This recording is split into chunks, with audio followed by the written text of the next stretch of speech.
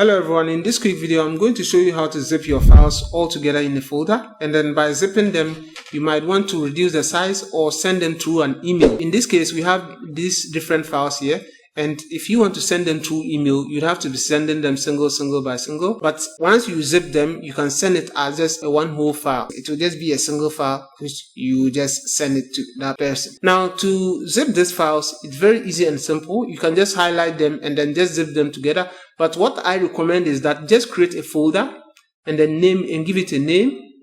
Maybe you can just give it my name, maybe my files. Right. Once you give a folder my files, now you move all the files to that drive, to that folder, sorry. Now if I open my folder, you can see that I have all the files on it. Right.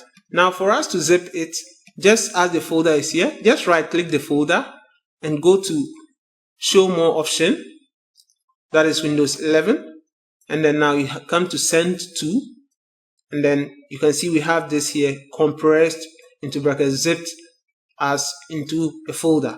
So just click on it.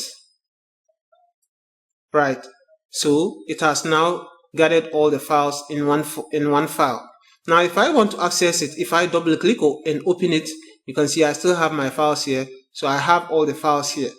Now for us to be able to extract it, now let's say I have deleted these files. Let me delete these files because I have them all zipped here. I have this my zipped file here, and let's say I kept it and then in future I want to use it. Definitely I have to extract it in order for me to access all the files that is on the folder or the zipped that is zipped onto that file. And in order for me to access all those files, I have to unzip it. And by unzipping it, let's unzip it. Just right click on it. And then you come to, you can see we have here extract all. So click on extract all.